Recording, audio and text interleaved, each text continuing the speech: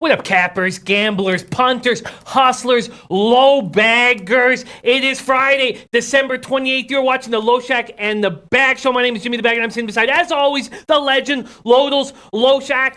To start today's show, I'd like to give a shout out to our man, low bagger Jansen Bonzen, who is now in second place in Beat the Prick. Had two cashers yesterday, Duke and Wisconsin. The whole contest is on the line. And my man Jansen has now hit 7 straight, Pete. 7 straight. Jansen, straight out of the 6. Respect to you, Jansen Bonzen. What a great group. I see Maxwell Smart in the house. Maxwell, we need you desperately for the college basketball section of the show. My man, Nutflush Allen. Oh, do I love this guy, Nutflush Allen. Let's get to the best show on YouTube. Started only way to kick off a Friday. Jeremy Miller, Ron Lofton, Ryan Campbell, Sacktown King, Marcus Angeles, Geghard A, Jeremy Miller, Casper Investments in the house. Red Girl in the house, Gate Pass Key. Speaking of Gate Pass Key, and shouts out St. Louis Elite. It's so important to find teams that are going to give you value, huge value in the second half, and he's done that with the St. Louis Blues. That was an easy casher. Also, picking the Sabres to start falling off, although their record kind of allowed us to see that stuff. So shout out to him. And just before, Pete, I want everyone to know that the thing I care most about today, it's 11:03 a.m. Oh, a.m. Yeah, sorry, tripping out. 11:03 a.m. here in Costa Rica. In 2.5 hours, the start of Beat the Bag Santa Anita edition, and it's free to enter. $100 to the winner. I'm going to be capping all of those races. I'll be sending my bets out. We're going to be doing it together. I would love to have you guys involved. It may look like Pete's blowing me right now. He is not. He's just putting a plug into the. He's just not blowing me. Let me leave it at that. And I'm ready. I'm ready to get to work, man. I'm ready to get to work, Pete.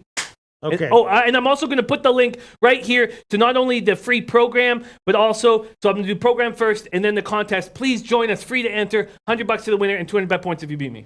All right. Sounds good, Jimmy the Bag. All right. I am just getting set up here, looking at what we got here. Let me see. Do I have the link? I don't think the link has been. Yeah. Let me just get the link. The link is ready. Yeah, Jimmy the Bag. Let's see what happened yesterday. Well, I did nail the bowl game, didn't I? I had the over in the Baylor and Vanderbilt game, and Baylor, of course, also cashed. NHL, was actually a small loser for me. I think you had a nice winning day in NHL, right, Jim? I did. Nice winning day. Also hit with Duke, but why am I betting on Utah Jazz games when I said before Christmas I would not do that? God, so that's the free program I just sent. There's the free program right there. And then I will have the link to the contest right now. But yeah, why am I betting on Jazz games? Another team that has me is the Pistons, and I'm having difficulty with. I don't know why I'm bothering with those games. Yeah, you did talk about that, Jim. Let me see what happened yesterday. Let me just refresh my memory. And the Lakers game. My only play on yesterday. I'm going to try to take it kind of easy, kind of simple in NBA. My only play yesterday was all over the Lakers game. I did hit 3 of them and lost 2 of them. I had the Lakers first quarter and the full game, and I thought that was a pretty solid play. Then I had some unders and some team total unders, which were not as good. But overall, I had a good read on the game. It was a good spot to take the Lakers with LeBron out. And what else do we have yesterday? We had NHL, we had NBA, we had the college bowls, and that was it, right? Sharks took care of business. You were on that right. Initially coming into the show. I jumped on that too. That was very easy. As I said, the Blues took care of business. The Kings could have made it a hugely profitable day. I wish I had taken the Capitals -1.5 instead of the over in that Capitals Hurricane spot. But that was a bad call. That was what screwed up my NHL day. Overall, my NHL day was good.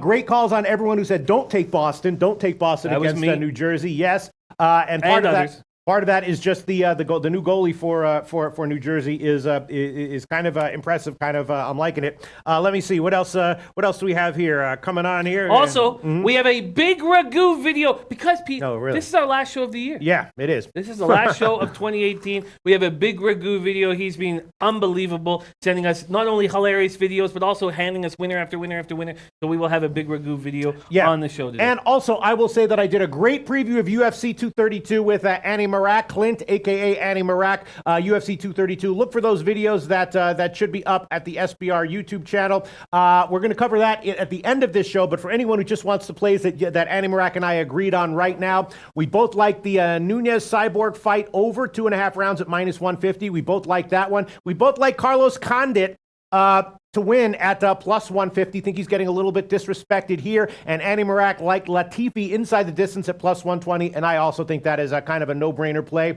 The John Jones fight we did talk about, and we both passed on it, although I did notice that Andy Marak added in John Jones on the money line in one of his parlays, which, I don't know about that. I mean, I feel like either one of Cyborg or Jones probably loses. I feel like if you take both of those dogs, one of them, it's probably a positive EV thing to do if you take both Nunez and Gustafsson. I'm not sure which one, and it's very impossible to imagine which one of Jones or Cyborg could possibly lose. But at the same time, my sense is if you take both dogs, you will probably wind up cashing with one of them, and that's what we talked about. It was a great video. I love doing the videos with Andy Marak, and so look for those at the SBR videos channel. Neil Frank agreeing with Condit. Also, Kobe Valentine, I agree with him implicitly on this play. Kobe Valentine, Florida, being the Panthers, has this game circled. Price injured, but Tavares told my brother that it's possible actually that Price is heading to rehab. Oh, Jesus. Wow, that's interesting because there's all these conflicting things about Price because now I've heard that he's not actually, or he's barely any kind of injury. That actually makes some sense. Wow, Kobe, that's wild. But he says, drama in Montreal added to Florida wanting to destroy Domi because Domi sucker punched Ekblad in the preseason and was suspended for the rest of the preseason. Florida is rolling. I expect either or both Florida and the Flyers. I said the Flyers aren't going to be easy to take out. Imagine if they had goaltending. I expect either of these two teams to go on a legitimate run and at least one or both make the playoffs. And I have that deal with Tomar. Kobe, I'm absolutely with you on that play. All right, let me just pull up my. Kate Paskey says Habs will be a good fade for now, and it's not even to me the price thing. But yes, I think the Habs are going to start falling apart. Brant Hunt says people in here honestly think that Purdue will beat Auburn. Actually, and our man, we've had a couple questions of people asking for if we could open with the college football game. Well, look what I did, Jimmy the Bag. Look at what I did. I tried to make everyone happy. Brant, let us go. Why don't we roll right into it? Okay, so people in here honestly think that Purdue will beat Auburn. I don't know if they think they're going to win, but I can tell you two people who think that Purdue is likely to cover: Ian Cameron and Al McMorty. And Jimmy the Bag. I tweeted it out this morning with the line. They probably got a better line than me, although because it's moved and produced. It was 3.5 when I previewed it with Al McMorty. And same with me, 3.5. I think it's pretty simple. Do you want to break down how they handled it? I could break down the notes that I believe. Al McMorty had technical reasons for liking it. Obviously, it's an up spot for Purdue. A great year. Braum, of course, signing his new contract, and Auburn, a disappointing season for them, but. So Al McMorty and Ian Cameron both were liking Purdue here plus 3.5. They both made those picks in the video that we did. I'm not afraid to make picks in those videos. I gave both Baylor and the over in the Baylor Vanderbilt game. So if I like something, I'll give it and I'll bet it. This one I stayed off of, as I stayed off of in the West Virginia Syracuse game. It's just that the talent discrepancy here might be a little bit much. I could easily see this being one of those games where it's close, or maybe even Purdue is up at the half and then Auburn pulls away in the second half. I'm not sure that Purdue has the defensive line, to really hold down Auburn, in their running game all game by far. Auburn, Purdue, there's a discrepancy between the talent levels in these two programs, and I just think that Auburn might have a big advantage in the running game, run all over Purdue's defensive line, if not, to get a cover of 14 points, at least to get a cover of 3.5. Again, I could see this being very competitive to start, and then Auburn goes into the locker room and comes out and pulls away late. Gus Malzahn playing for his contract. We'll see. First off, and we're going to break this game down for a while, but first off, we have to stop everything because it's our man Ralph Portwando's 66th birthday today, and the pressure's on, Pete. Yeah. That means the pressure is on you. Oof. So, I know that you're going to take this very, very seriously, and I love that you do.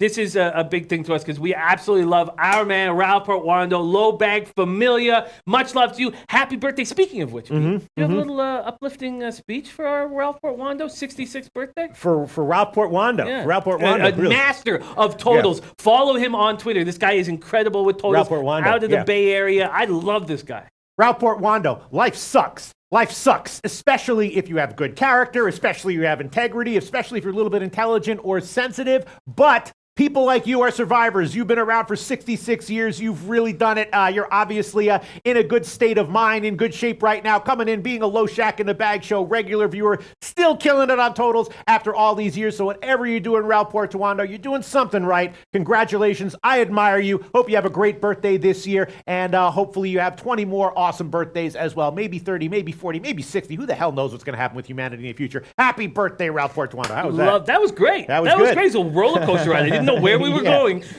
but it was great. Shout out to Ralph Portwando. Absolutely love him. We got a great group. Devo Lane says, it shows a great start to my day. Let's get the last of this 2018 money, fellas. You're absolutely right. So some very nice points here. Ralph Portwando also on Purdue plus 4. I like that very, very much. Sacktown King wondering about Purdue first half. Melee Plus Way says Purdue, Auburn, wrong team favored. Leo Max says Auburn sucked in bowl game versus UCF. Yeah. Kobe Valentine says Auburn does not want to be here. Purdue has had a magical run after having the worst luck the first 3 weeks. I love this Purdue team. They will win by a TD. Also, Kobe Valentine jumped on Duke when they were down 14 points last night. Took them and got like plus 400 or something on the money line. Absolutely extremely incredible spot. Mark, my man Mark, Georgia says Purdue covers, same with West Virginia, but I'm looking at hitting some first half overs the next 2 days.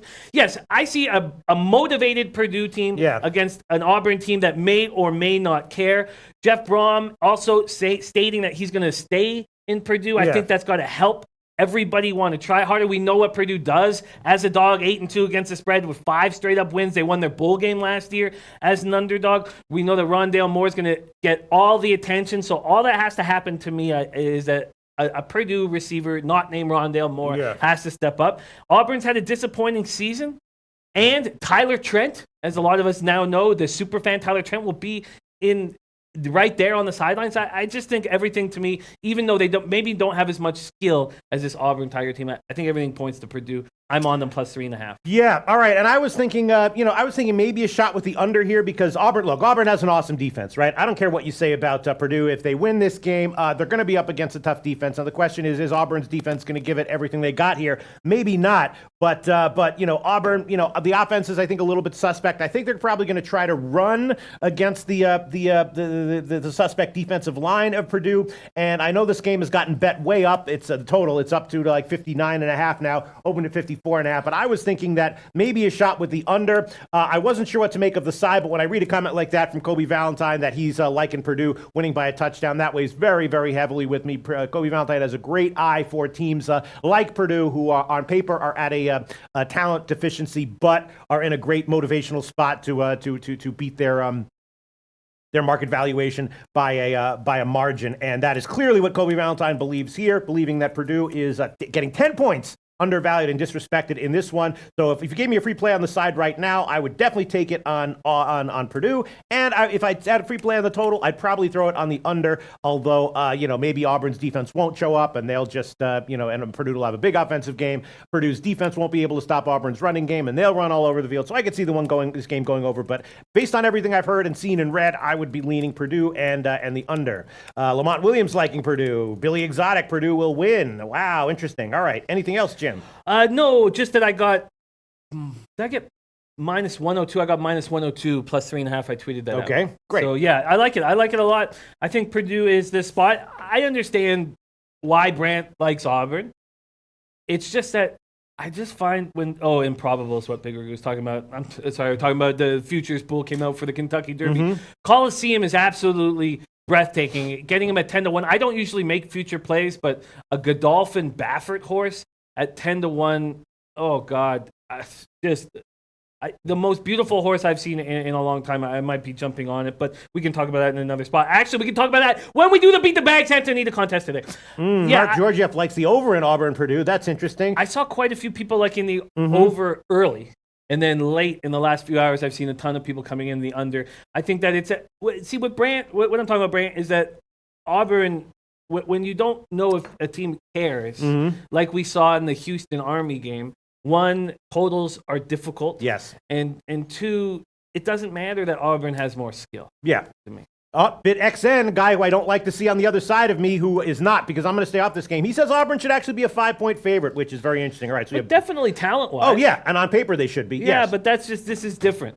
This is just, and we've seen that. We keep seeing that in these bowl games. It makes it a little more tricky. Whoa, and there you go. Kyle Jack has a small shot on Purdue and the under parlay at plus 325. Shout out to Kyle Jack. So Kyle Jack leaning under as well. MLB saying they're begging us to take the under in this game. Okay. You want to move on? I do. Do we want to hammer these other two bowl games? Yeah, let's look at them very, very quickly. The other one is Syracuse and West Virginia. This is another interesting bowl. West Virginia has not been that great recently in bowl games, and of course the big issue here is the new quarterback in Jack Allison for West Virginia. When I previewed this game with Ian Cameron and Al McMorty, I believe Ian Cameron passed, but Al McMorty definitely took West Virginia here. Al McMorty definitely took West Virginia, and I think he would have liked West Virginia even if Greer had been in and they were a 6.5-point favorite. But Al McMorty definitely liking West Virginia.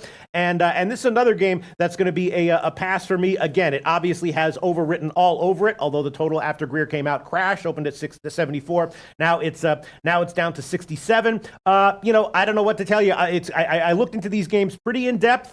I listened to what Al McMorty and Ian Cameron had to say, and I'm going to pass on both. I don't have a bet on either of them. The Auburn-Purdue game is, maybe I have a better read on that one. The Syracuse-West Virginia game, very, very tough. It's just West Virginia does have all those weapons on offense, but Jack Allison is a huge wild card, and West Virginia, of course, has a questionable record in bowl games in recent years. I'm just going to pass on it. The game makes me extremely uncomfortable. Yeah. I can totally understand why you're passing. At this point, I'm going to pass on it, but I'd like to hear what other people have to say. Jonathan Gore, though, Pete says, love this show. I never get to catch it live. Really is a service to humanity. What do you think about that? A service to humanity. Anyone who doesn't think this show is a service to humanity, go fuck yourself. It's a service to humanity, and if you don't understand that, eat me. Oh, that's good. That's good. That's good stuff. Okay, so a couple things about this game. That just make it extremely uncomfortable is that it's not just West Virginia that's missing key players, and it's not just Greer that West Virginia is missing. They're missing Gary guys. Jennings Yes. With the ankle sprain. But Yodny can just. This guy's 6'5", 320-pound offensive lineman who's missing. And then we go to Syracuse, who looked so good in that season-ending 42-21 win at Boston College, also missing key players, Alton Robinson and McKinley Williams. So that's a defensive end and a defensive tackle. Don't make the team flight because of personal reasons. They're already missing Antoine Cordy for the bowl game because of personal reasons. I just get so uncomfortable when you try to cap a game and then you're dealing with backups and you're dealing with the volatility going crazy. You can't please anyone. Flip Money's like, NHL, please. All right, okay, Flip Money. We're winners. All right, yeah, we're going to get to NHL. We're going to get to NHL. I like that Flip Money wants it. Yeah, I do like it. You can't please everyone. Now, my man Yaius, loving Syracuse, saying Syracuse is the play. At one point, I sort of did as well. Eli Bulldog saying Syracuse quarterback is going to ball out. I almost made a move there.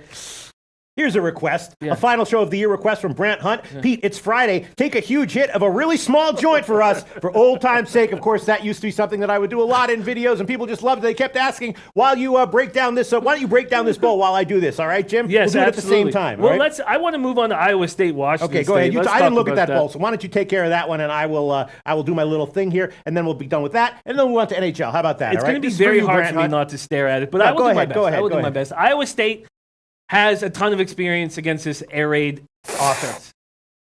We know that Oklahoma with Lincoln Riley does the same thing. We know that West Virginia with Dana Holgorsen does the exact same thing, both Leach disciples. The Cyclones held the Mountaineers to 14 points. Will Greer, 100 yards through the air, 1 touchdown, 1 pick in that game October 13th. Iowa State won that 30-14. Then in Oklahoma still put up 37 points. But I'm done. We're done. 2 nice hits, and now I feel nice. Now I feel okay. Now I feel nice. Well, Brant Hunt also feels nice, and that means the world. Cammy Gopher's loving made Cammy Gopher laugh, made Joey Jack laugh. There you go. I love you guys here. MLB says pass it over here, but you got it. You got it, MLB. There you go. It's watch your fingers. It's getting a little hot down at the bottom. Hot roach. Yes. Iowa State. Matt Campbell also has read Leach's book, Swing Your Sword. Have you read Swing Your Sword? Yeah. It's a good book. I definitely recommend it. It's a little dense, but it's a good book. Yeah. Swing Your Sword. It's amazing that such intelligent coaching philosophies would come from the book Swing Your Sword. You know? But I've used Swing Your Sword as a term, but I'm always talking about something else. And usually it's at Tango India here in Costa Rica. I feel you. Washington State is led by the nation's top quarterback. We know Gardner Minshew is rolling, on track to break off single-season Pac-12 passing record. It's a dome venue. It's going to help him as well. Cyclones, though, are just a very, very dangerous defense. They only allow 351 yards per game. This is a spot. Iowa State also, don't forget Hakeem Butler, who we will see in the NFL. This is a very tough spot. It's a very tough spot. Not Flush Allen says, Jimmy, with the talk of these offenses on Syracuse, I think the over is the play. So not Flush Allen thinking the over is the play. Yeah. It's a ridiculously high total. Which one, in Syracuse? Yeah. Actually, it's not, and that leads into the next question. Leo Mack says, Pete, what do you think of the over in the Bama Sooners game? Bama could almost get there on their own. Total nowhere near high enough. If you think this total is high, Jimmy the Bag, take a look at the Alabama-Oklahoma total. We're both on the under. We're both on the under, yeah. Leo Mack, I'll address this question even though it's not a bowl game right now. What do you think of the over in Bama Sooners? And Bama could almost get there on their own. Total nowhere near high enough. Yes, it's a very tricky game, obviously. The big question here is game plans. Game plans. What will the game plans be? You know that Oklahoma's defense is feeling disrespected because everyone's talking about, man, these are fucking two awesome teams, except for the Oklahoma defense. Everyone here is awesome. So we were talking with Jim's uncle, right? Remember when Jim's uncle came on the show and people were like, Jim's uncle?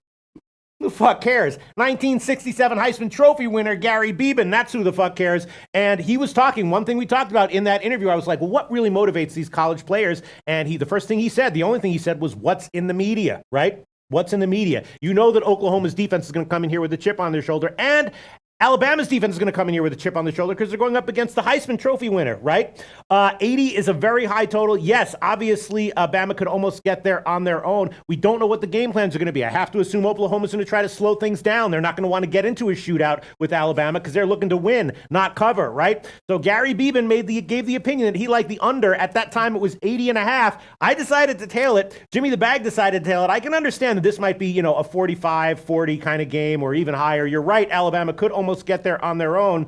I'm just not entirely sure what the game plan will be. And if we see a first quarter that's like unexpectedly low scoring, that pretty much screws the entire over. You know what I mean? I mean, if you got to get to 80 points. And the main thing Gary was talking about was extended drive. Yeah. We know that Oklahoma's got that quick strike offense. There's no need for it here. There will be at certain points in the game, don't get me wrong. But early, stay on the field for as long as possible. And I know that's tricky, because you can get yourself in some dangerous third down situations, but that is so important to the game. Right. What's Oklahoma? Let's say that the Oklahoma and there you go, Jimmy the Bag. I didn't catch this. Jimmy the Bag, what was our play? We got under 80.5. Yes. Right now, Pinnacle 77, Bookmaker 76.5. A huge market move that we beat. Jimmy the Bag and I and Gary Beeben all gave under 80.5 as an official play. Now it's down to 77. Would I like it at 77 on the under? Maybe. I'd have to run some numbers, but the fundamental analysis there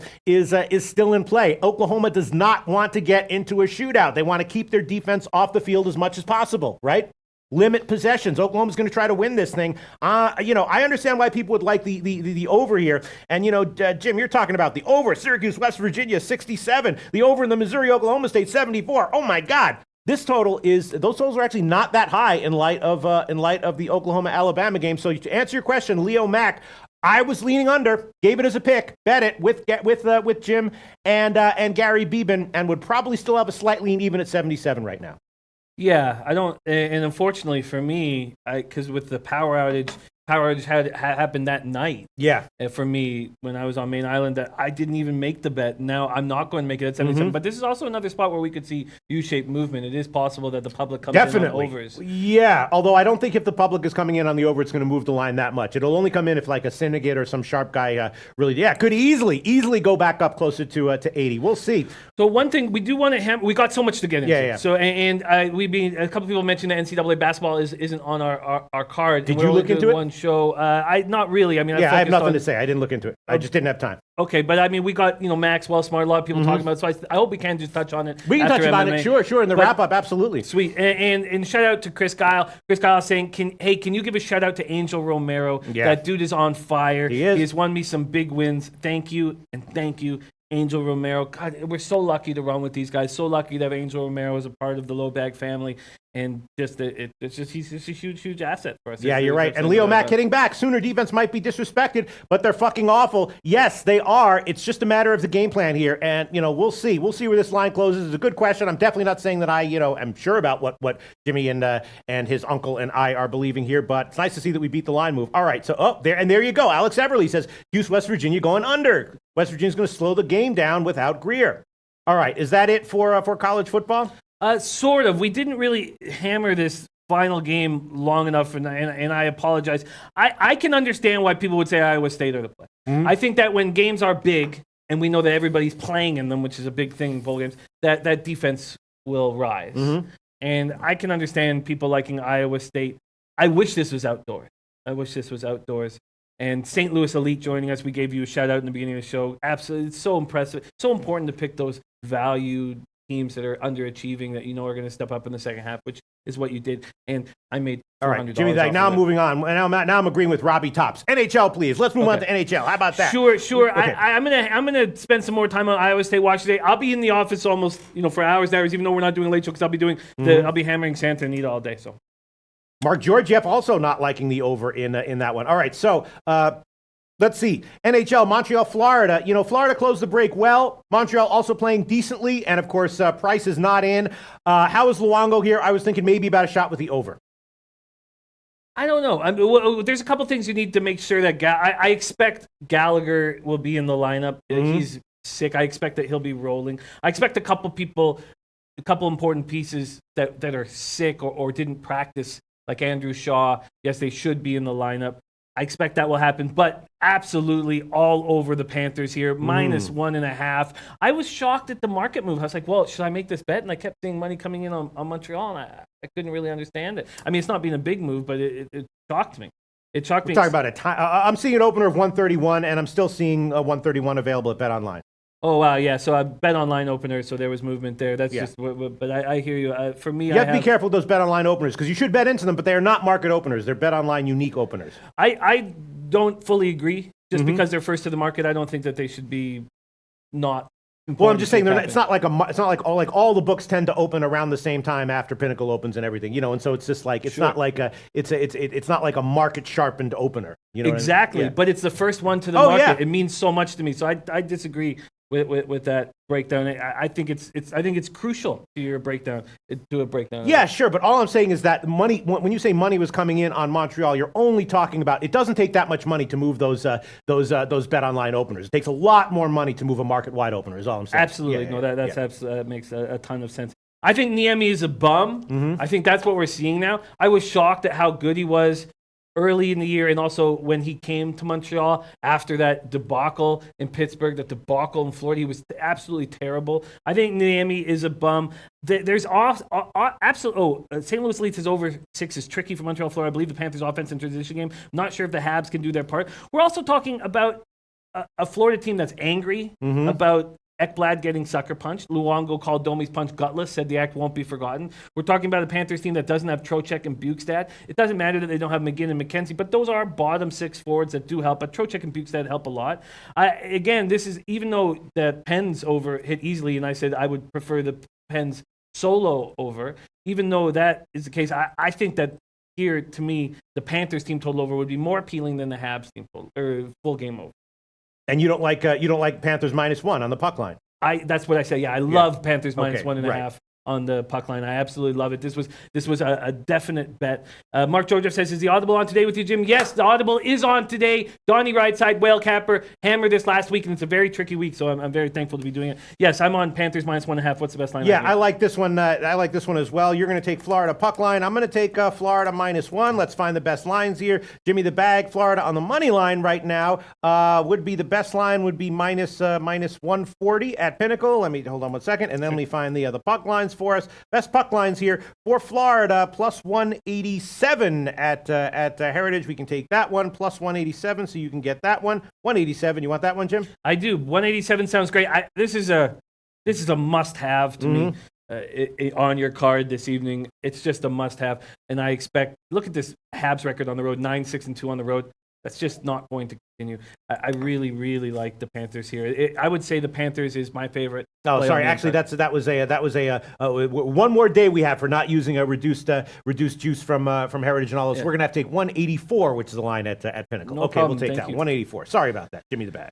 Thank you. Jeremy Miller says, tailed you guys on Sharks last night, tailing on Florida tonight. Yeah, it's a very noticeable that when, well, I shouldn't say that because I don't feel like I have that strong of a read on totals. Like when I come to the show with a total, it's rare. I mean, I'd say 2 or 3 times a week I do, and I'm very confident in those. But when I hear a play going down, I'm like, yeah, that total makes sense. I don't know how good my record is. But when we are both on the same side, I think we have tremendous, tremendous results. As San Jose was the case yesterday, and I was going to take Boston. We weren't on the same side there, and I'm glad that I held off. All right, let's talk about Ottawa and the Islanders. The Islanders have suddenly started to step things up defensively, right? Pretty impressive. And then you have, for the Ottawa, I think it's going to be this guy, McKenna. What do you think about McKenna? Anderson, of course, is out. And, if we like McKenna, I think we think about an under. If we don't like McKenna, I think we think about the Islanders. What do you think? I think it all comes down to what do we expect from McKenna and the Ottawa defense here. I agree. Yaya says, though, how does Mr. Peters break down when Jimmy the Bag fades the Habs, seeing as he will never bet on them? Listen, I think they're a bad hockey team, guys. Mm-hmm. I hate the Flames as much as I hate the Habs, and I took all my futures on the Flames. So, yeah, can I do something? Yeah. Comic Ricky says, Pete, could you please curse? My dad loves it. Yes, Comic Ricky's dad. Why are there so many fucking cocksuckers in the fucking world? How did this happen? 1, 2, 5, 6% fine. How did 50% of humanity become fucking scumbag cocksuckers? That's a shout out to you, Comic Ricky's dad. You know what I'm saying? I do. Fuck those cocksuckers. There we go. Where the fuck did they come from? 3, 4% fine. 50%? No. We got some changes to do here. All right, there you go, Comic Ricky's dad. What was his question? Well, actually, I'll tell you this. Actually, I have found that handicapping, I've become actually sharper handicapping Habs games because I know what Jimmy's biases are than if I didn't have that, because I know that there are times when the Habs are going to be a good bet. I know there are times when the Habs are going to be a bad bet, and I can actually listen to what Jimmy is saying and to see how much is being colored by fundamental factors or by his biases, and that's really helped me a lot. I've done very well with the Habs this year so far with their team totals and stuff like that. Well. I think tonight is a game where Jimmy is fading the Habs. I think he's on the right side, so it actually helps me, Yais. Actually, it helps me quite a bit. Listen, Yais, I think the Habs are a terrible hockey team, and it doesn't show up as much in regular season as it would in the playoffs, which they're not going to be in. You play this team every second night, you're going to destroy these little forwards. Yeah, they have a lot of speed. Who cares? I think this is a weak hockey team. They remind me of a lot of the Coyotes. They're fast and easy to play against. Mr. Goxer says, that's when I have to mute the show when I'm live at the sports store. LOL. Shout out to you, Mr. Goxer. He knows me well enough now that he knows it's coming. The mute button, like in the old Stern Show days, Mr. Goxer has to be like, all right, let's just mute this right now. Of course, first-time viewers might not know that Mr. Goxer works at a sports apparel store in Belleville, right? Yeah. And puts the show on live while he's in the store. Shout out to you, Mr. Goxer. God, I love Mr. Goxer. Yes, so this is a spot where I would take the Islanders immediately on most occasions, and maybe because of great coaching. We know that the head coach of the Stanley Cup winning Capitals has moved over to the Islands with old Trotzy. Maybe with Trotzy, I do it again, but I have hesitation. With both teams making a return from the holidays. Islanders won their final game before the holiday with 3-1 over the Stars Sunday night. Senators last played Saturday. To me, that just the volatility increases so much that I'm hesitant to make a move. Cal Clutterbuck, Thomas Hickey, that's a forward and defenseman, are possibly going to be back for the Islanders. Kuhnhackl could be back. Andrew Ladd remains out of the lineup. You were asking about Mike McKenna. Craig Anderson dealing with a concussion. This is a bad team defensively. I think they're going to be in trouble with McKenna. And then we have Hogberg making his NHL debut, which could happen today. But I understand why they're going to go with McKenna today. If McKenna's the guy they have more confidence in, this is probably the easier game to win because they face the Capitals tomorrow night. Yes, I like the Islanders, but just having this much of a break is uncomfortable. And that's why I think the market move has been the way it is. It's just because why would you, with such a long time off, you just can't have as much confidence in general. Kobe Brown says Islanders look ahead game to the Leafs tomorrow. That's a huge thing. So both these teams are on back to backs, and the Islanders get to face Tavares for the first time tomorrow. So at first this was an immediate Islanders play for me, and now I'm not on. Well, what about the under? I mean, it's 6 juice to the over. You could probably buy it at 6.5 very cheaply here at Pinnacle. What about the under? Again, with the time off, Yeah. I just am uncomfortable with it. I'm Yeah. uncomfortable with being responsible defensively. This generally speaking, if this was in the middle of the season, I would be all over the Islanders, but I'm a little uncomfortable. St. Louis Elite, though, loving the Leafs here. I'm looking forward to break that game down. We'll use St. Louis Elite to lead us into it. O'Darlier says, Pete, do you like the Islanders' first period under? That's what I was thinking about. But then again, this is still the Ottawa team that we know and love. This is still Lehner that we know and love, right? Is Lehner fully recovered? And Lehner's playing well. He's interviewing well. I've watched a couple of his interviews. Well, we're coming off of the holiday. Yeah. And we know that that's a dangerous time for people. It is. No, I'm going to pass on this one. Not going to force anything. All right, let's move on to the Leafs against Columbus. Columbus, of course, is on a back-to-back. Korpisalo played yesterday, so we're going to get Bobrovsky tonight. I don't know. I'm not sure what I think about this one. If it was, obviously, the Leafs are tempting here, but this is one of those classic situations where you have a small road favorite. Feels like the market is just begging you to take Toronto here, and bam, they get you. Bam, they trap you. I initially was going to take the Jacket, and I don't know, St. Louis Elite, birthday pick. We know that his Blues cashed easily, and I jumped on that with him. That was a great score for me. Thank you, St. Louis Elite. Maple Leafs puck line plus 180-ish. He says, Jackets on the second half of a back-to-back, played an OT game in New York and traveled overnight. Leafs offense will kill them tonight. See, I don't fully agree. Now, I also want to say that I respect St. Louis Elite enormously. And he's an incredible NHL capper. But I don't fully agree with that, because I think that after a long break like the Jackets just had, that maybe it's not that bad to be going again the very next night. And in fact, if you're taking a Leafs team that's been off for so long, and the Jackets did not play very well at Madison Square Garden, they did win 4-3 in overtime. We're talking about a completely healthy group. I actually sort of like the Jackets a little more. Sorry, funny shit coming in. Corey Mack says, I constantly get the crazy looks when my pocket is yelling and screaming and cussing. Amazing. Shout out to you, Corey Mack. Shout out to you, Corey Mack. And I'll read another comment that I'm liking as well. Let's not spend too much time on these comments here. So is this going to be a pass for you? You know, it is. This is a time of year where I'm hesitant. After the Christmas break, I have a losing record over my career on these couple of days, and I didn't last year. It was my first year being hesitant, and I think that part of it is being so public with our plays that listen, I love the Panthers minus 1.5, and I'm very now. If I had to make a play on either, I would take both the Islanders and the Jackets. I just feel like the volatility rises in this situation. Mr. Gokster's leaning under in both Ottawa and Toronto games. St. Louis Elite says, good point to me. I see your point of view. I'm really liking the firepower of Toronto here. And St. Louis Elite, listen, I'm afraid of the Leafs' firepower to the extent where I'm not going to take the Jackets. So and seeing that you're on the Leafs at minus 1.5 is another reason why I'm not going to take the Jackets. My lean would be towards a home dog.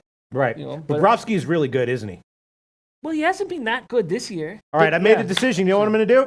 I'm going to take Toronto first period minus 118. Now, again, if this is 0-0 or 1-1 after the first period, it's a push. Fine, no problem. But I think that Toronto might come out here, on fire a little bit. And after the OT win, Columbus might be a little bit lethargic. I'm going to take Toronto first period minus 118. Interesting. I find that very dangerous. Why?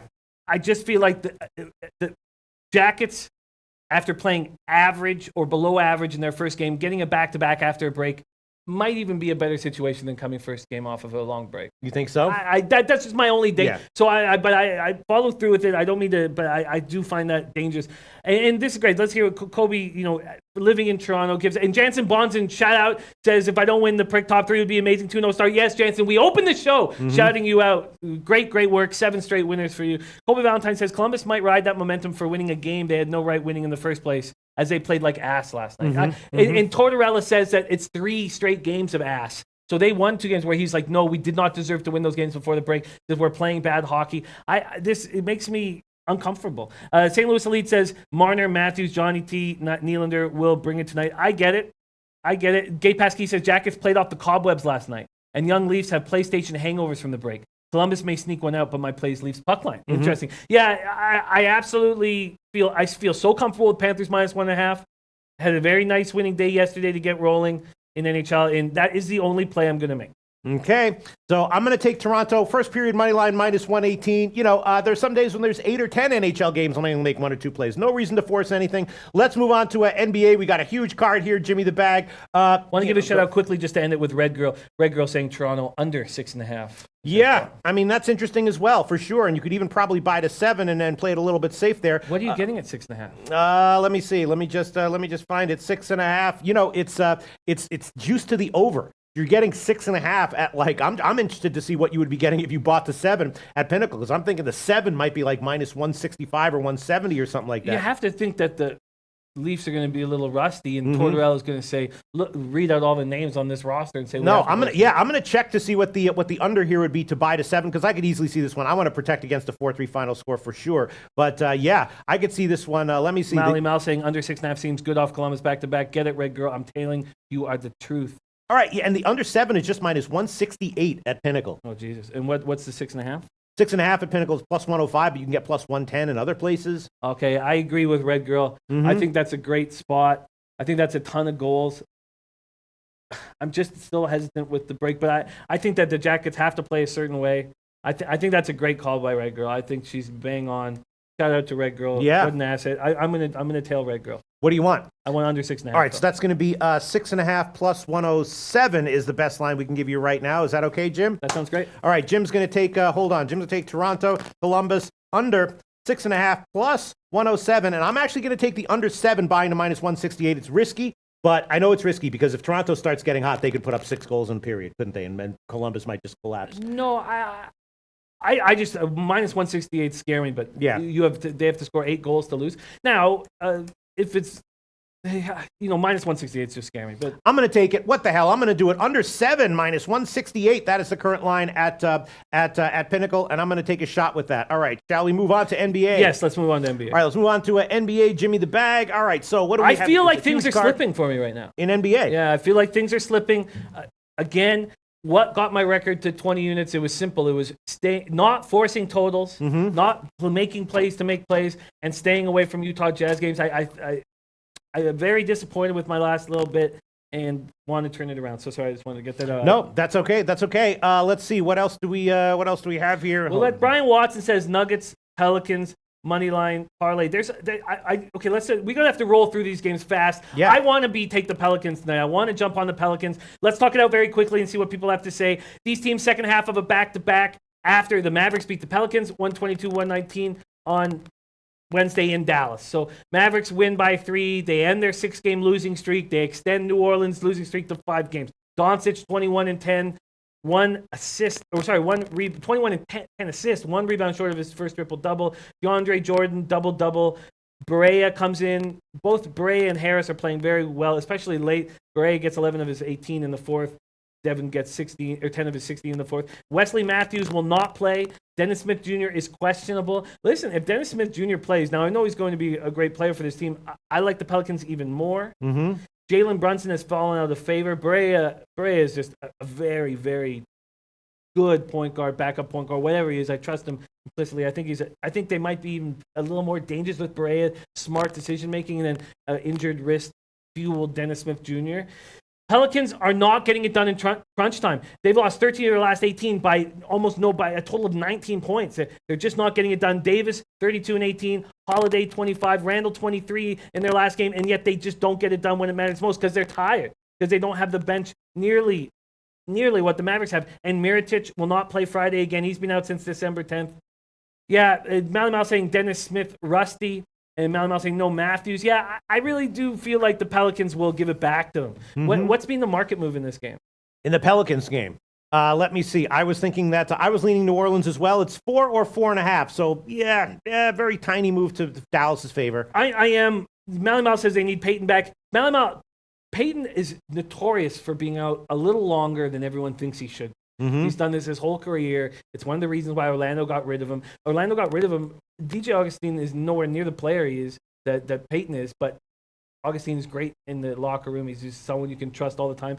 I'm not surprised that now we're sitting here watching Peyton be out longer than what was supposed to happen. Geghardt says take the over on that. Not applicables on the Dallas money line. I don't like seeing that. And Barsaman letting us know the Dallas Pelicans over is 5-0 last 5 meetings. I know we got to hurry through this basketball card. I am going to take the Pelicans. I am. Geghardt says Pelicans and Dallas will score a lot in this game. What's been the movement on the total? On the total, let me just quickly check. The total is no movement, no real movement. Yeah. Interesting. I do think that's an interesting. I mean, Dallas has been a huge, overtrending team. Dead overtrender. I was thinking about a Dallas team total under, though. That's what I was thinking about in this one. Interesting. Yeah. Well, you know what I'm going to do? I am going to take the Pelicans right now. Give it to me. Brooke All right, Jordan, on the though. spread. Brooke On the Jordan spread. liking the over in this Pelicans game, too. I'm going to keep an eye on that total. Yeah, on the spread, spread. minus 4, minus 110. Minus 4, minus 110 is what we can give you. Give me the bag. Sweet.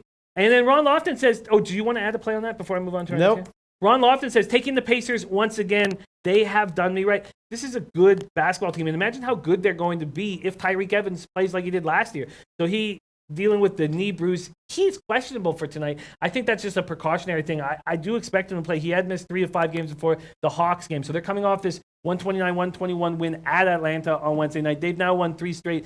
And Tyreek Evans goes for 19-5. He's averaging just 10.6 points on 37.5% shooting. His career scoring average 16.1 and last year when he was with Memphis, he was awesome at 19.4 points per game. Pistons coming off a 106-95 home win. I just can't figure this team out. It's so funny because last year I had such a good read on the Pistons. This year with Casey there, I just don't. Langston Galloway goes for 22 points in 23 minutes off the bench in that win on Wednesday night. The Pistons are just tricky. They lost 9 of 11 before that. Glenn Robinson been out since December 10th. May return tonight. Ish Smith remains out of the lineup. I would like to take the Pacers here, but in all honesty, I know I have a pretty nice NBA record, but there's a lot of teams that I've found pretty difficult to figure out, and I would even include the Pacers in that. I would even include the Pacers in that. I almost took the Pacers this morning. I thought that spread might be a little too big, and then I remembered that how bad I'm doing with Pistons games. So at this point, I'm off it. Would love to hear what you guys are saying. I was thinking about the under here. What do people think about that? I was thinking about the under. Yeah, not seeing very much here. Oh, Crypto Flex wondering why everyone likes the Pelicans. I just think.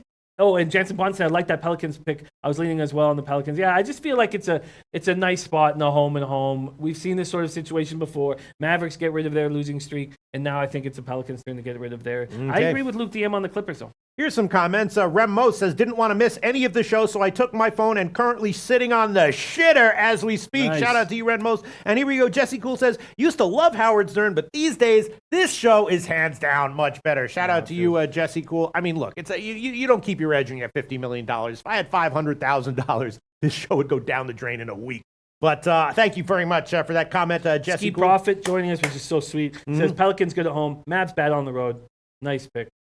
Yeah, I was leaning under in the Pacers game. Why would you not like that? What's the total and what's being It's opened 206, now it's down to 205. Pete, I think that I need to focus on where my skills are in capping it. Okay. I really feel it's sides and situations and fair enough psychology behind it. And fair enough. You guys with your systems, yes, numeric number systems. Oh, I'm not a numbers guy. I'm a guy who should be a numbers guy, right? I'm a guy who has the capacity to be a numbers guy, but isn't. That's who I am, Jimmy the Bag. That's the space I inhabit in the sports betting world. Let's talk about Toronto. But quickly, Flip Money says you're overthinking this. Pacers are the play, and what is it? What's the spread there for the Pacers? Is it 6? Indiana Pacers 6.5. You wager as a 6. Yeah, we give a 6. I'm gonna take a little bit of time on this. You're probably right, but I'm gonna take. I think Flip Money's probably right, but I'm gonna take a little bit of time on this. Melee Payless Way though says Pacers Pistons full game under.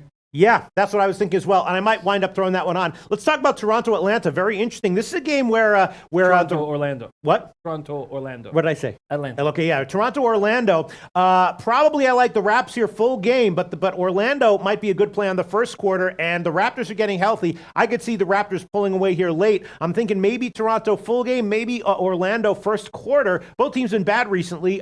There's no, I think Lowry is out, but everyone else is in for Toronto, aren't they? No, Valanciunas is such a big piece. Right. We've had a couple people on the chat, Tomor being one of them, and I enjoy my back and forth with Tomor. When he's on the other, when I disagree with him, it's fun and it makes for good content. But Valanciunas is extremely important to this team, and he'd be extremely important against Vucevic. Yeah. So my lean in this game was actually towards the under. Mally Mal saying Raptors haven't been covering. Raptors have beaten the Magic 5 straight times, 19 of their last 22, but they're just 6-6 in their last 12. And I expect them.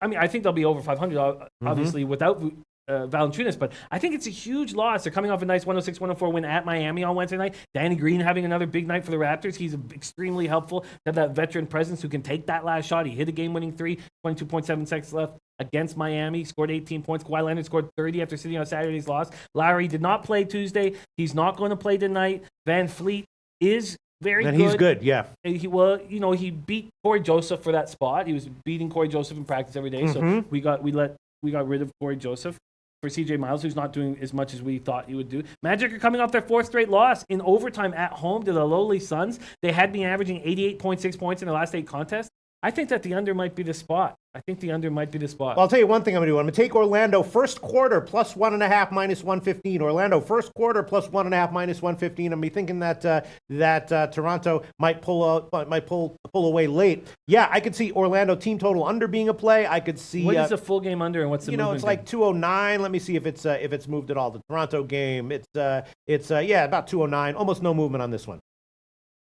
I feel like the under is the play, but I'm a little hesitant to make the move. Sean Roberts in the house says, Jimmy, I laid minus 140 on Panthers money line last night before I hit the sheets. Should I double up on the puck line as well? Yes, I think you should, Sean Robertson. Okay. Yes, I think you should.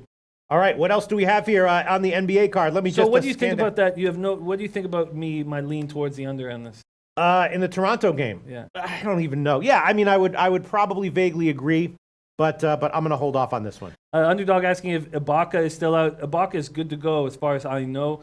Mal saying Orlando's been favored last couple games, did not cover it all. This is their spot home. Van Fleet is, God. Nando Sueva saying nice pick, Loshak. On which one? Liking your spot that you just made on Orlando. Okay. I really want to talk about the Spurs-Denver game. Can we talk about that? Yeah, we can, but I'm going to take the under here. I'm going to follow. Okay. I know that numbers aren't, but this is something I wanted to do, and I'm going to take it. All right, we're going to be able to give you 209 minus 105. We can give you that one, and that one is Toronto, Orlando. Under 209 minus 105. We can give you that one. Okay. Cool.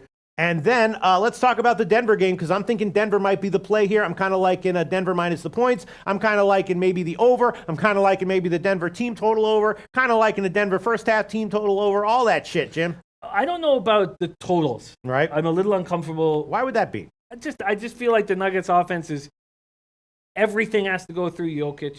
Yeah. I mean, not everything. I mean, we know that Jamal Murray can do some things, but I just when you don't have 3 starters in the lineup, Jokic becomes so important. We're talking about a Nuggets team that doesn't have a pass-first point guard anyways. But yes, and I'm sort of more on where Ski's at than kind of liking the Nuggets. Mm-hmm. I am kind of liking the Nuggets. Gerald Martinez says, can't go against Denver at home. Spurs haven't proved anything on the road yet. They've been terrible on the road. And let's not let a recency bias because they're winning right now affect us. This is the second half of a home and home. Spurs won 111-103 in San Antonio on Wednesday night. DeRozan had 30 in the win. San Antonio's 8th win in their last 10 games. Nuggets have lost two straight. Barton, 9 weeks after core muscle surgery. Gary Harris been out 8 games with a hip injury. Millsap missed 7 with a broken toe. Harris and Millsap are practicing. They could return soon, but they won't be in the lineup tonight as far as we know. And Jokic just stepped up in a big way. Jose Felix saying Nuggets playing Murray at point guard. Yeah, listen, I'm kidding. I love Jamal Murray. He's not been as good as I thought he was going to be this year. And now with these 3 guys out, they need him desperately to step up. Melee Payless Way liking Spurs Denver full game under. Lure Flacco says, Loshak, come out with your own brand of Hallmark style card. Monetize your birthday shouts and life epiphanies. They're hilarious and the best of all time. Who said that? I'm going to give that guy a fucking commission because I'm a decent human being. The problem is that I'll have to come up with them on my, or maybe I'll get some kind of intern or some kind of AI bot or machine learning bot to go through all of the audio and pick out the ones that were good. Yeah, that's not a bad idea. That's a good idea. That's not a bad idea. Gate Pass Key says, love all that over talk, Pete. You're exciting the females. This has been a pretty good show. Jimmy the Bag. Jay Ryan joining us says, when the hell is Will Barton returning, Barton's the one that we don't know about right now. Meantime, muscle surgery. I'm going to take Denver Nuggets first half team total over 53 minus 110. That's the current line at Heritage. Denver Nuggets first half team total over 53 minus 110. Leaning Denver first half, leaning Denver full game team total over as well, and leading the first half. Why is this total so low? Why is this first half Robert total Gilmore so saying low? Jokic is tired. They're overworking the big fella. Nuggets play very strong defensively at home, not as much on the road. Oh, Matt Randall, I'm going to copy and paste this for the NCAA segment. So I will copy and paste that. Thank you, Matt Randall, my man. And then also here we have, where was it? Mally Mal says, my clothes are being finished drying for 15 minutes now. Won't go get them until the show's over. Shout out to Mally Mal. Shout out to Mally Mal. I'm also thinking about the first half over. Why is this? Jeremy Miller says, what do you guys think about the first quarter over in Spurs? Yeah, I mean, I was thinking that. For sure. All right, I'm going to take the first half over. Well, I don't know. Robert Gilmore saying Jokic is tired. They're overworking the big fella. I know I've already said that once, but I agree with that. There has to be a reason why I'm hesitant to take the Nuggets here. There just has to be. And I'm hesitant right now. I would like to take the Nuggets at home. Seems like, look, the Spurs are 5-11 on the road. But this is just not, you know what? I'm gonna stay off of this. And Mally Mouse says, Pete, let me hear them leans, baby, leche, baby. Yeah, I don't know. I don't even know what my friggin' lean. I guess, yeah. Sean Watson says Denver's the new Utah with their injuries. Is that accurate? That's interesting. Well, Utah's just a complete mess for me right now. Luke DM, can I lead us? Oh, sorry, Jose Felix, quote from Nuggets Malone. Hopefully at some point we can get some of our bodies back to be whole, because you can hold it for a while, but at some point you get stretched out a little bit. That's a great comment, Jose Felix, and exactly what I needed to hear. Kevin Pine says Lakers +5 at home at suspect. Luke DM says Clippers are probably the only play I have a lot of confidence in. Fridays have been a killer for me. As tempting as it is, I will have to keep it to just the Clips and have a profitable day. Luke DM, I have a big problem on Fridays, but not in this situation, because I was at home, with the family in darkness. So I am going to jump with I agree. I think the Clippers are the play here. That is a great quote from Jose Felix. So maybe this is a very down spot for the Nuggets. It's a dangerous spot for the Nuggets, but do you want to trust the Spurs on the road? No. I needed to hear that from Jose Felix, and I'm going to stay off that game, and I'm very thankful to talk it all out. Yeah.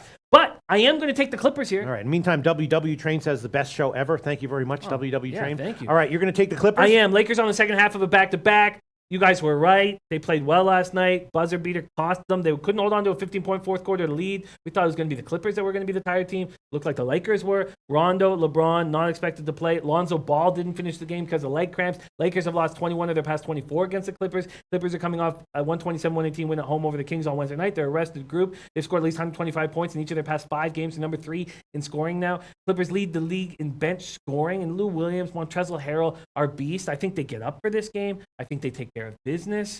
I'm on the Clippers. All right, so we can give the line is headed down though. The Lakers are taking money, but we can give you 5 minus 5 minus minus 108 or minus 110. No, we can give you 5 minus 110. Okay, thank you.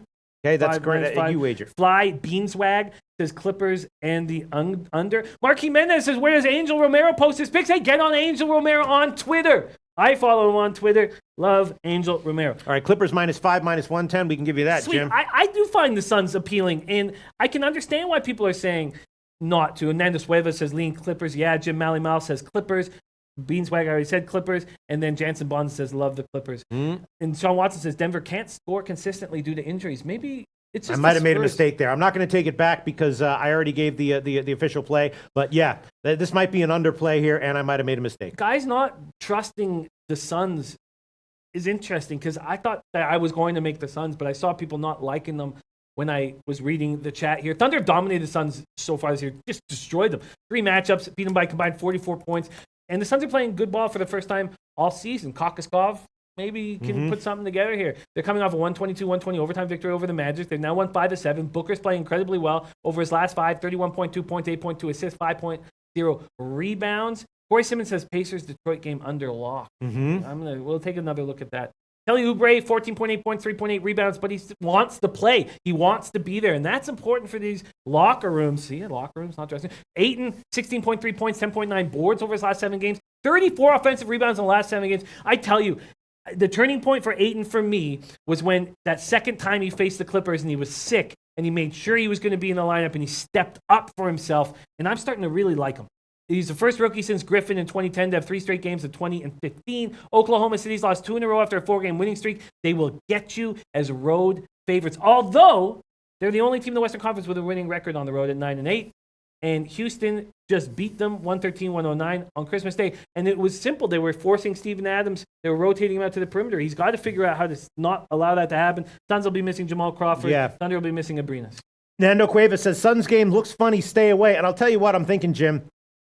You know, these OKC games where it looks very, very tempting to take them as a road favorite, that's when you want to stay away. And in games like this, where it just seems like they're too big of an underdog, too big of a favorite, it definitely looks like a funny line, and I'm staying away. I might think that Phoenix early might be worth a play, but then they might pull away late. I'm not sure. It might be a first half, second half. King might have Rail live joining bet us. written all over. Perfect timing. Brooke Jordan on OKC. Shout out to Brooke Jordan. Gerald Martinez on OKC. Deeper and just better. So you know what, you guys? Thank you. I'm off. Mally Mouse says Suns very bad after straight up win. I think we should put a line sort of through the Suns' year so far. This is the team now that they're going to be moving. And maybe we should put a line through winning 5 of 7. Maybe that's not exactly what we're seeing. So I'm going to take the Suns off of my spot. Love to hear what King thinks about this Spurs-Nugget spot. Would love to hear what he thinks about the total in the Pistons-Pacers spot. Let's keep rolling. Nets at Hornets. Nets shocked the Hornets 134-132 in double overtime on Wednesday night. Nets have won 8-9. Dinwiddie 37 points off the bench. Man, match the season high with 11 assists. 7 3-pointers off the bench. Became the 5th player in NBA history to 35 or more, 10 or more assists off the bench. Dinwiddie's 30-point game, 3rd of the season. Dinwiddie rolling Trent Claxton, Heat first half. Let's keep that in mind. Kemba Walker, 35 points. Jeremy Lamb, 31 points. Walker was complaining about how he was defended. The box +1 was very difficult for him to get around. Again, I say this year after year after year. I just don't trust Kemba Walker's character. I don't trust him to get the job done. He's got incredible amounts of skill, yet this Hornets team is a perennial underachiever, perennially under 500. Don't trust him. King Rail says Nuggets and revenge spot, home and home game. Yeah, we talked about that. Interesting. Oh, and Kevin Pine says, don't forget the birthday pick. Oh, yeah. And Hornets, this is a revenge spot for the Hornets, but do I trust them? And how much does everyone love Rodion's Kirks, man? Well, the birthday pick it's got to be kind of obvious. For me, this is for Ralph Portuando. Again, these aren't locks. Okay, these aren't locks, but looking at the plays that I've given, got to be Florida -1. Florida Panthers -1 at a small dog line, -140 on the money line, +184 at Pinnacle on the puck line. Florida -1. If this one loses, I will be definitely upset, but will my mind be blown? No. Why? Because these aren't locks. Okay, these aren't locks. You guys understand that? Just because they seem like locks, because they've hit it like 80% long-term big sample size, doesn't mean they are actually locks. These fucking picks can lose. But looking over this card, the picks I've given, Florida -1 at a small dog line has to be the official birthday pick here for Ralph Portuando. Happy birthday, Ralph Portuando. I love it. I absolutely love it. But Kevin Pine does not believe you. He says every birthday pick is a lock. Yeah, I mean, we want it to be. We want it to be. In the meantime, I was thinking about, first of all, we'll talk about the Bulls in a second, but I was thinking about the Charlotte Hornets first half here. What do you think about that? The Nets are so good, right? The Nets are playing good ball. This seems like a perfect spot for the Hornets. Mm-hmm. Yet, I just don't trust this basketball. You don't trust the Hornets, huh?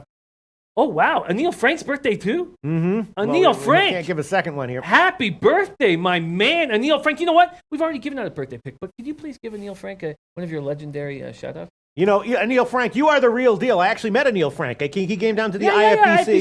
Yeah, I love Anil. Anil Frank, what can I tell you? A really impressive handicapper. I always love to hear your opinions. And actually, didn't he give some opinion very recently that I either tailed or it was agreeing with me? And I was happy to see it. Anil Frank, yes. Shout out, huge birthday shout out to you, Anil Frank. As far as the pick is concerned, I've already given Florida -1. I don't know if I want to give 2 birthday picks, although the last time I did that, both birthday picks won. I gave out a birthday pick to someone's pet turtle as well as Tony Soprano, and both of them won. But I don't know if I can give a second birthday pick, Anil Frank. That is not a compulsory, but I will think about it, make a decision in the next few minutes. But shout out to you, Anil Frank. Thanks so much for all your insights and your participation on the Low Shack and the Bag Show. Really a nice guy, too. Yeah, really a nice guy. Great really guy. a nice guy. Love Anil Frank. Happy birthday, my man.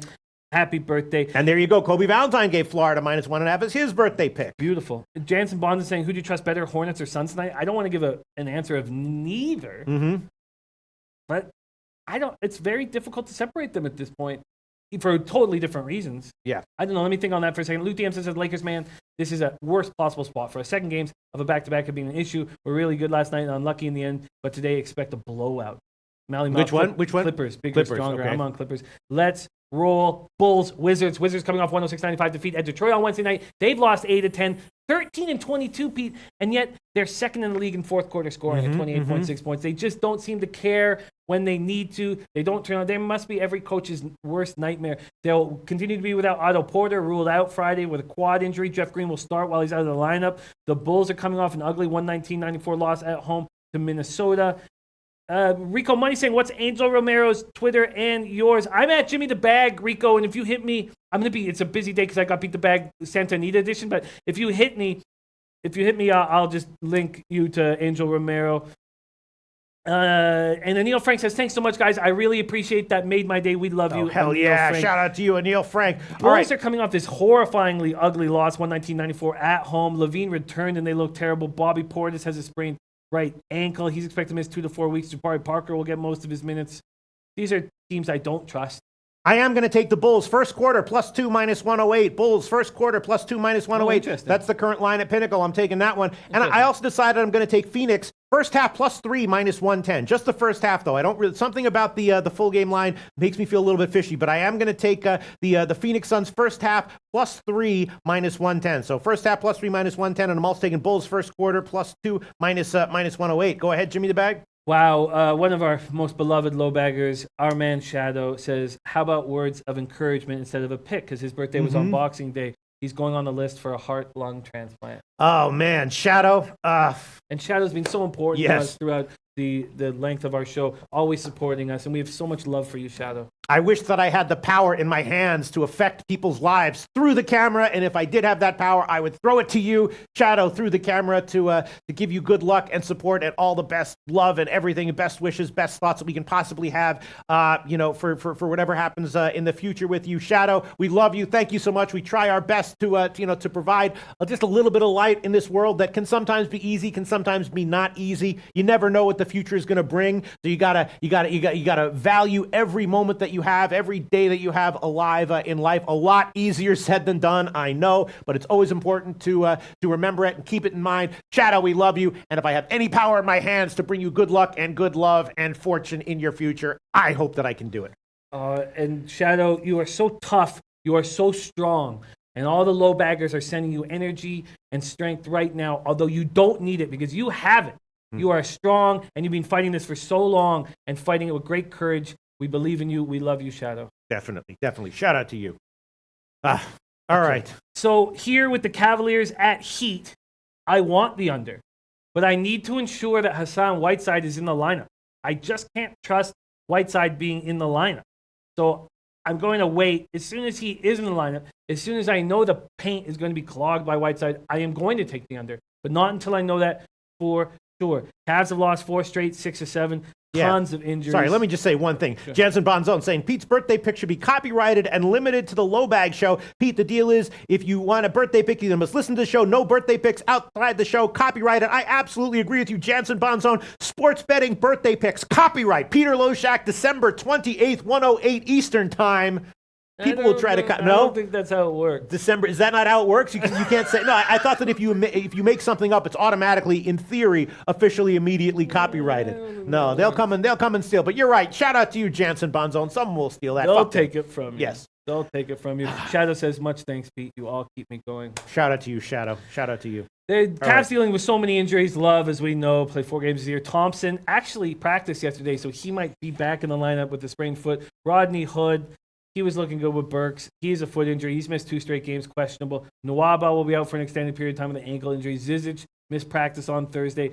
The Heat are coming off 106-104 loss. Listen, I love the idea of Justice Winslow at the point, especially up against Colin Sexton, who can't distribute the ball.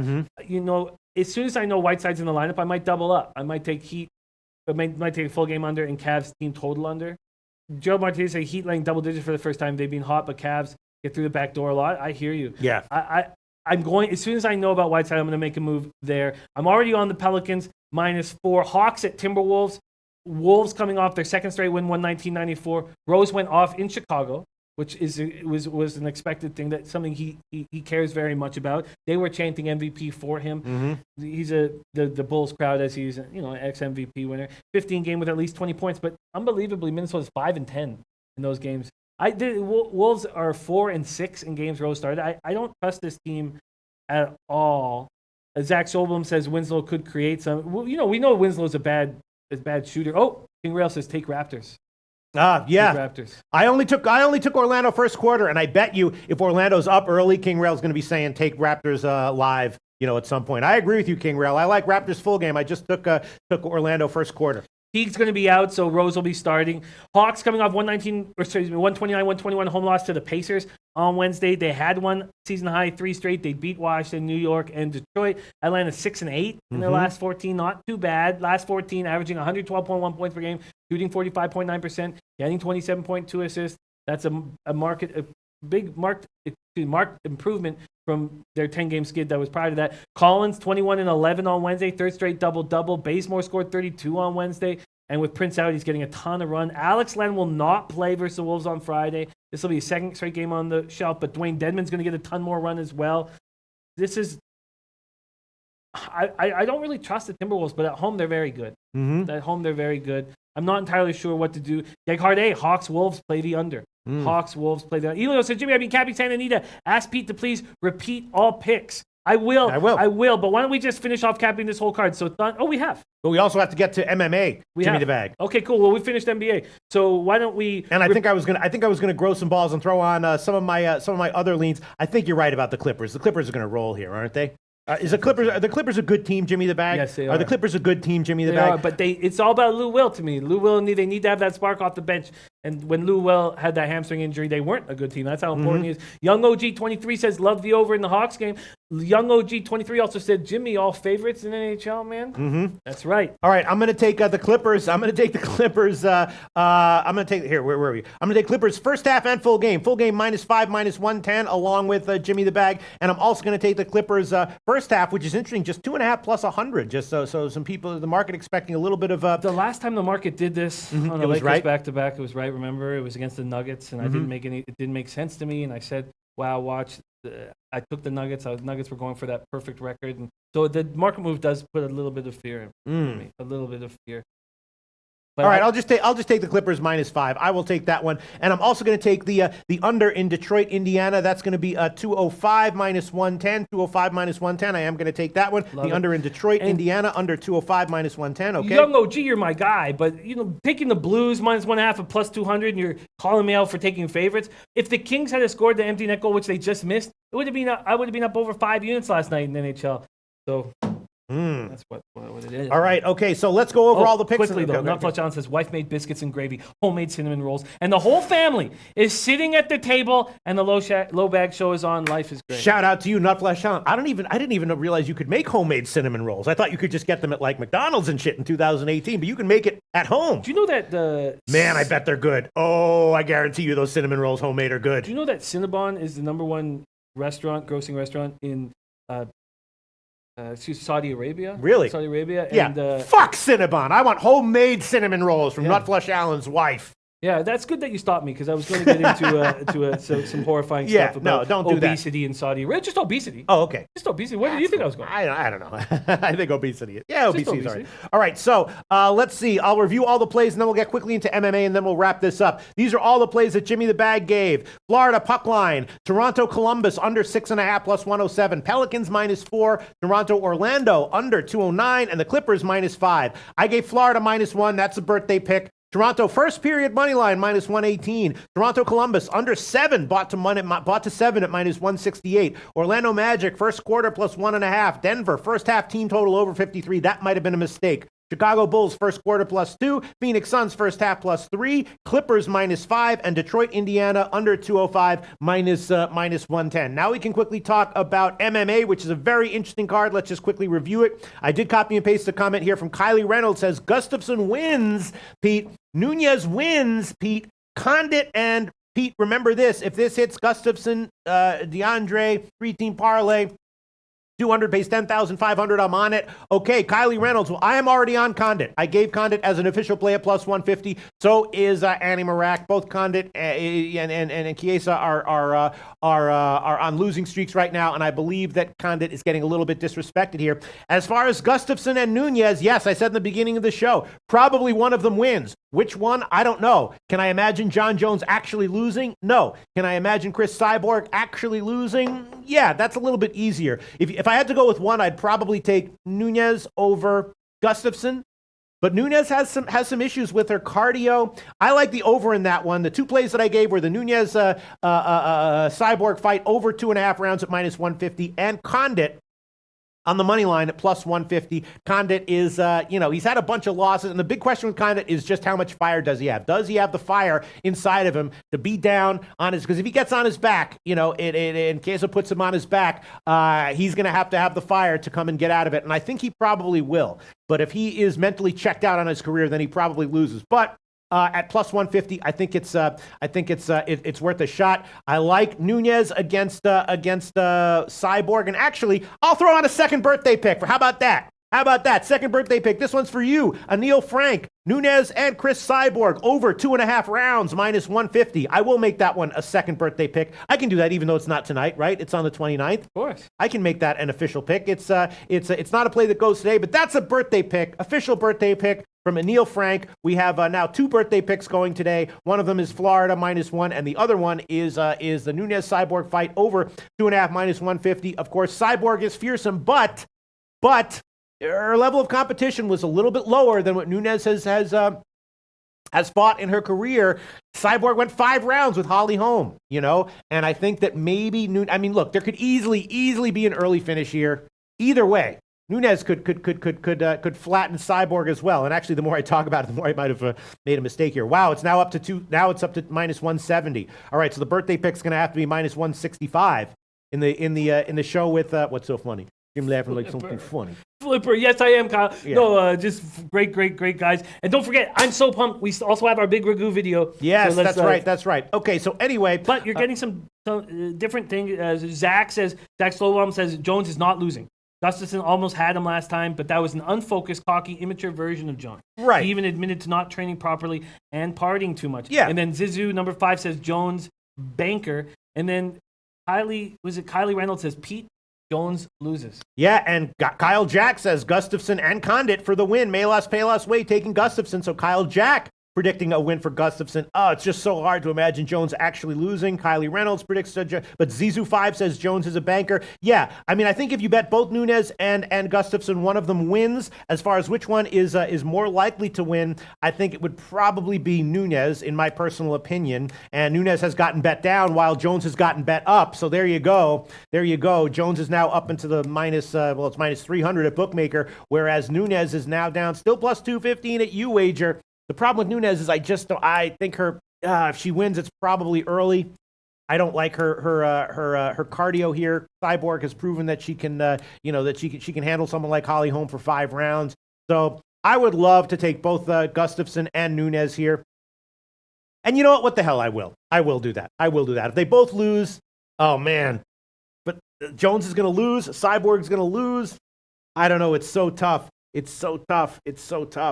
All right, no, I won't do that. Well, you know what? What we could do is if you need like a minute to kind of think it over in peace. Yeah. Well, I'll be watching Ragu's video. We could fire to Ragu's video, and then you can make it. Yes. Let us know if you're gonna hammer it. Okay, so the Nunez fight, Cyborg fight, very interesting. The Condit fight, again, I gave it plus 150, and it's now down to plus 139 at Pinnacle. So a small line move in favor of Condit. The Anderson Latifi fight, very interesting. This one has Anderson by decision or Latifi inside the distance written all over it. Annie Marak gave Latifi inside the distance at plus 120 as an official play, and I agree with that. And I think that it's probably more likely that Latifi wins inside the distance than that Anderson wins by decision. Anderson, great cardio. He's going to want to avoid the early damage by Latifi, but he has a suspect chin, and Latifi is just so brutal, right? So it's either going to be Latifi gets inside and finishes him, or Anderson is able to use his cardio and keep a distance, keep him out of that mid-range area, and get a win by decision. You could hedge him out, but it's a tricky hedge because Anderson by decision is just plus 180. Latifi inside the distance is plus 120. So that's a pretty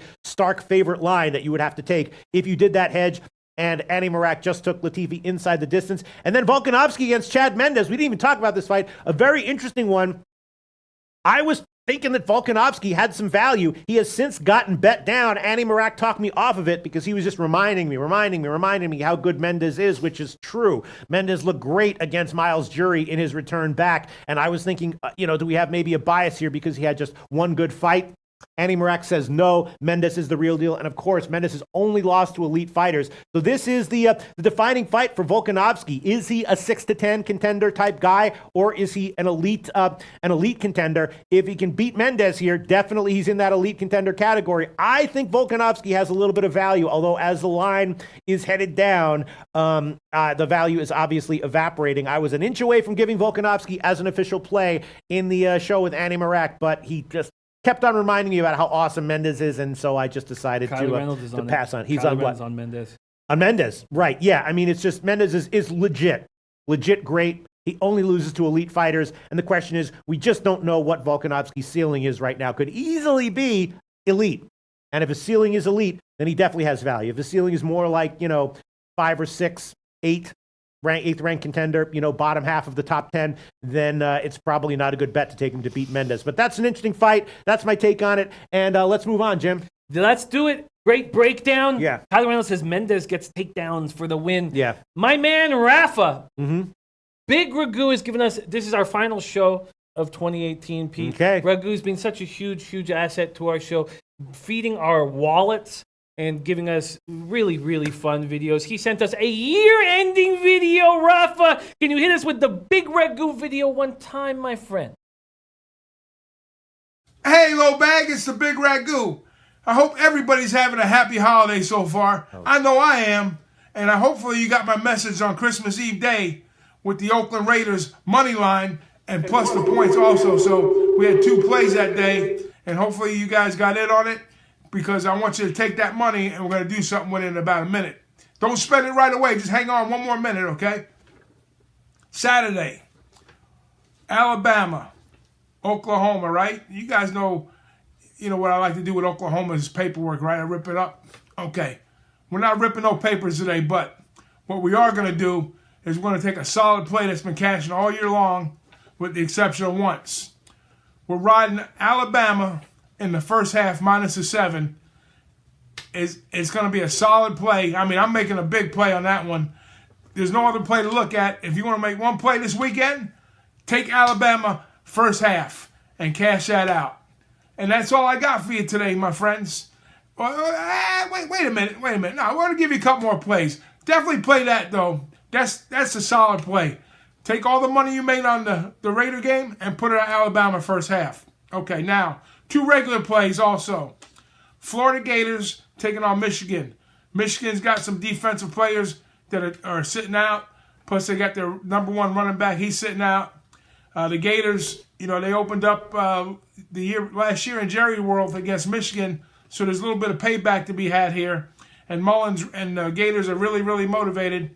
It's not home cooking for me because they're right up the street, but I'm telling you, the Gators, it's going to be a solid play on them too. So look, we'll get sprinkle a little money line for the Gators and take the 6 also. And then coming into Sunday, I got a play I love. We're going to ride with the Bears against the Vikings. Vikings shouldn't be favored over nobody, especially the Bears. And there's a little twist to that story. The Bears, normally they would probably sit some players, but they're hoping that the 49ers take care of business with the Rams. And then the Bears, that's right, the Bears will have a first-round bye. Instead of the 3 seed, they move up to the 2. So, quickly, Alabama, biggest play today, first half. Florida Gators, sprinkle some money line, plus the points. And the Bears, that's right, the Bears, outright win. You heard it here first, outright win against Minnesota. Do it, cash the money, and see you next week. Our man, Big Ragu.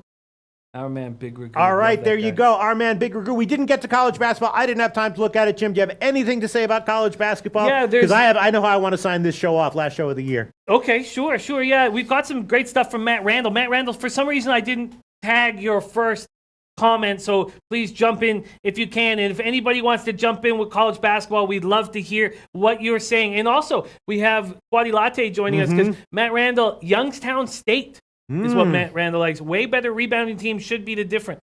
I'll tell that. Matt Randall has proved himself to me, right? Guy knows what the hell he's talking about. North Dakota State, minus 2.5. Close game, but difference is NDST, 7th best free throw shooting team in the country and playing at home. There, thank you, Matt Randall. There's the one I missed. And, okay, so let me copy and paste this. And he is on Austin P, plus 14. AP's better or way better in points, rebounds, field goal percentage, foul line percentage, three-point shooting. Austin P, very good mid-major team. Arkansas students still on Christmas break. That's it? That's Austin P. So his plays are Youngstown State, NDST, and Austin P. Let's tail all of those, Jim. Yes. Well, what I like to do is I like to mix it with a little bit of my own, but I love having that to roll into. Kobe Valentine, my plays. South Dakota State, minus 8. Arkansas, minus 12. And UC Davis, plus 9. Wow. And Capper John says, Twitter is loving Detroit, Youngstown State, over 147. Kylie Reynolds also on South Dakota State. Corey Koss, Austin P plus the points.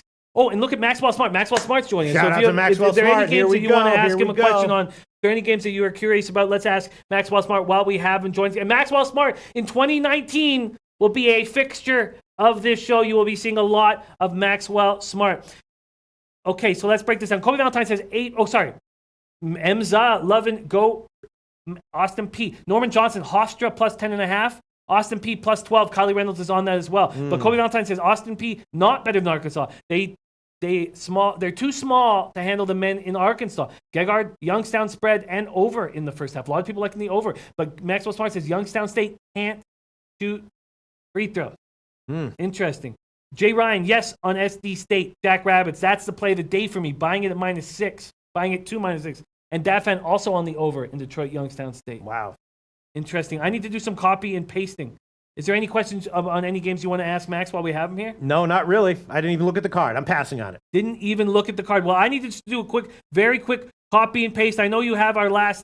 Sorry, let me just keep. I know you have our last stuff for 2019 or for 2018. Excuse me. Red Girl, who I'm tailing in that under. Absolutely love. Red Girl says Detroit Mercy is the play. Wow.